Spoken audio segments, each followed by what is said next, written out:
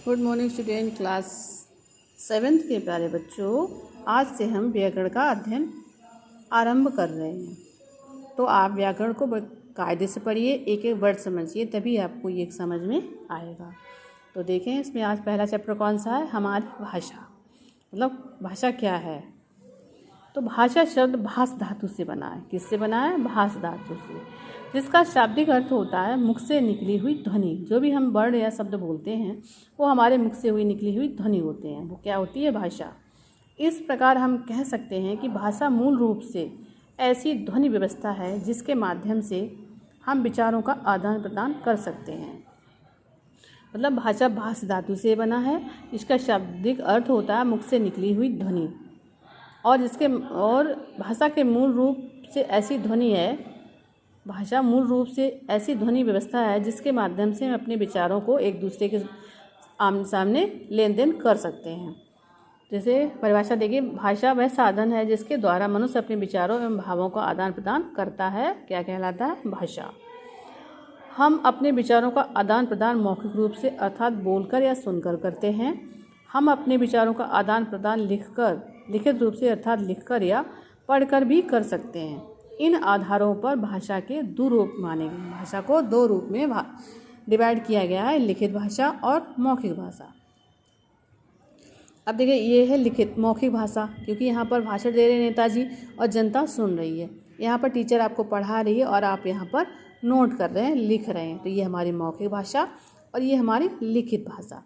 School में जो भाषा पढ़ते हैं वो हमारी लिखित होती है, और जब हमारा आपस में वार्तालाप होता है तो हमारी मौखिक होती है। सार्थक ध्वनियों के मेल से भाषा बनती है। जो सार्थक ध्वनियाँ होती हैं उनके मेल से ही भाषा बनती है। और भाषा में सार्थक ध्वनियों के लिए चिन्ह बने होते हैं।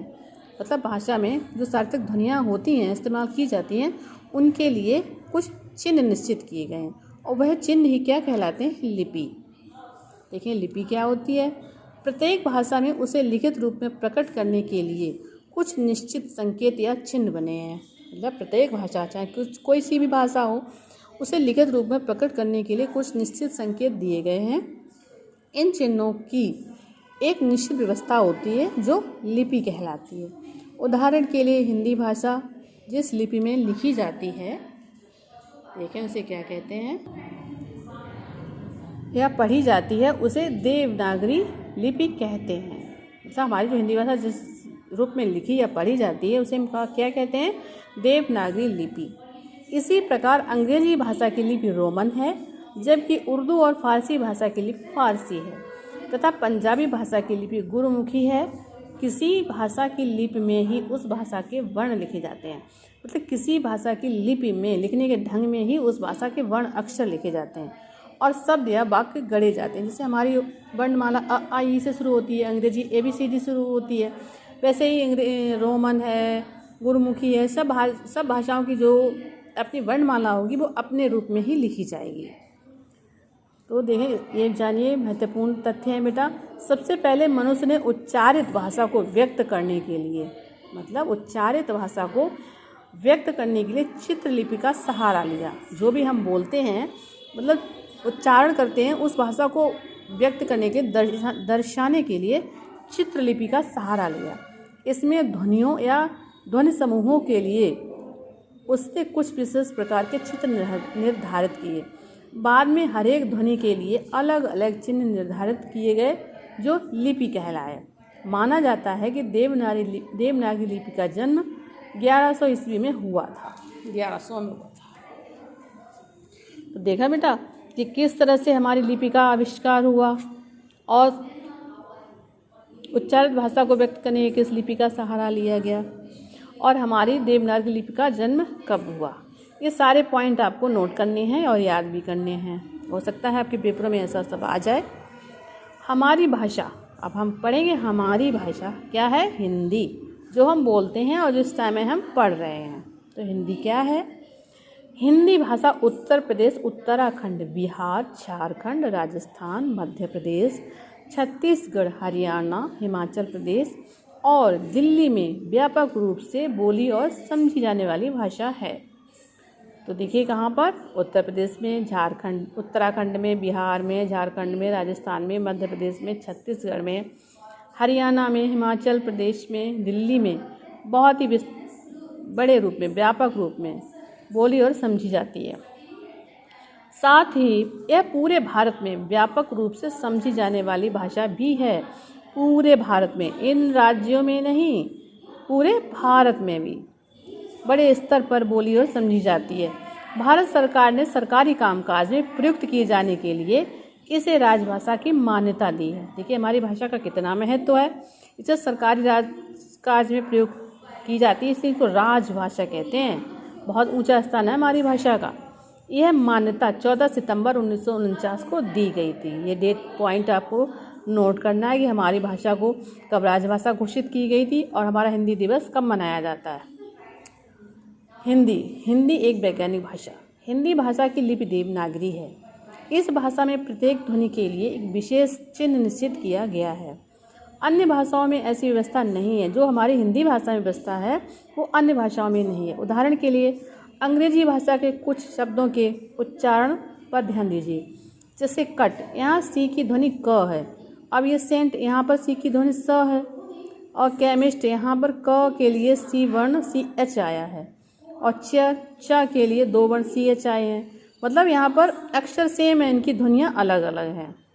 लेकिन हमारी हिंदी में ऐसा नहीं है। जैसे सन है, राइज है, तो देखिए एस एस है, एक स है, एक ज है। तो देखा आपने, हिंदी के वर्ण क के लिए अंग्रेजी भाषा में सी और सी एच आए हैं, जबकि स के लिए सी और एस आए हैं। तो एस का उच्चारण ज की भांति भी होता है। हिंदी में यह दुविधा नहीं, क्योंकि क स ज आदि वर्णों की ध्वनियाँ हमेशा समान ही रहती हैं। हमारी हिंदी बहुत अच्छी है। हिंदी में जिन ध्वनियों का उच्चारण होता है उन्हें ही लिखा जाता है। जैसे अंग्रेजी की भांति नहीं कि सी को का लिखें और सी को सा भी लिखें। जबकि अंग्रेजी या अन्य भाषाओं में उच्चारित अनुच्चारित ध्वनियों के वर्ण भी लिखे जाते हैं। जैसे पाम, यहाँ पाम में देखिए एल का कहीं पर भी प्रयोग नहीं हो रहा है, लेकिन यहाँ पर अनुच्चारित है। ये साइलेंट है, आप लोग जिसे साइलेंट बोलते हो, एल अनुच्चारित ध्वनि है। और ऑनेस्ट, अब यहाँ पर एच तो आया है लेकिन इसका उच्चारण नहीं किया गया, साइलेंट रखा गया। नो, यहाँ पर के और डब्ल्यू अनुच्चारित ध्वनि आया, सिर्फ नो एन ओ को ही दर्शाया गया है। इस प्रकार हम कह सकते हैं कि हिंदी पूर्णतः वैज्ञानिक भाषा है। देखा बेटा, हमारी भाषा का रूप कितना अच्छा है, वैज्ञानिक है। एक राजभाषा भी है और इसका रूप वैज्ञानिक भी है। उपभाषा, अभी देखेंगे ये उपभाषा भी, इसके रूप काफ़ी मिलेंगे आपको। भाषा का स्थानीय स्वरूप जब एक क्षेत्र विशेष में प्रयुक्त होता है तब वह भाषा उपभाषा कहलाती है। ध्यान देना बेटा ध्यान से कि ये भाषा का स्थानीय रूप जहाँ पे हम रहते हैं बोलते हैं, जब एक क्षेत्र विशेष में उसी क्षेत्र के अंतर्गत प्रयुक्त होता है, इस्तेमाल किया जाता है, तब वह उस भाषा की उपभाषा कहलाता है। जैसे पूर्वी हिंदी, पश्चिमी हिंदी, मगधी, बिहारी हिंदी, राजस्थानी हिंदी, पहाड़ी हिंदी, मतलब यहाँ पर है सब भाषा। लेकिन ये देखिए आगे लगा हुआ है तो ये सारी उपभाषाएं हो जाती हैं। ये हिंदी की उपभाषाएं हैं। उपभाषा का स्वरूप भी क्षेत्र विशेष में लगभग 5-10 किलोमीटर की दूरी पर बदल जाता है। उपभाषा जो होती है वो क्षेत्र के अनुसार बदल किलोमीटर 10 किलोमीटर की दूरी पर बदल जाती है। इससे यहाँ के लोगों की बोलचाल में कुछ न कुछ अंतर आ जाता है। इस बोलचाल को उस भाषा की बोली के नाम से जाना जाता है। मतलब जो उपभाषा होती है वही हमारे क्षेत्र के में जो अंतर आ जाता है वही हमारी बोली कहलाती है। जैसे आप मैनपुरी के हो तो आपकी बोली में अंतर आ जाएगा, हम फर्रुखाबाद के हैं तो हमारी भाषा में अंतर आ जाएगा। तो कुछ मीलों की दूरी में ही भाषा में अंतर आ जाता है, वो भाषा होती है। और वहाँ के लोगों और बोलचाल में जो कुछ ना कुछ अंतर आ जाए, इसी भाषा को जब उपभाषा को जब वहाँ के लोग बोलते हैं तो उसमें भी कुछ ना कुछ अंतर आ जाता है, तो इस बोलचाल को हम बोली कहते हैं। हिंदी की उपभाषाओं के अंतर्गत अनेक प्रकार की बोलियां हैं, जैसे ब्रजभाषा, खड़ी बोली, बंगारू, बुंदेली, कन्नौजी आदि बोलियां पश्चिम हिंदी के अंतर्गत आती हैं। अवधी, बघेली, छत्तीसगढ़ी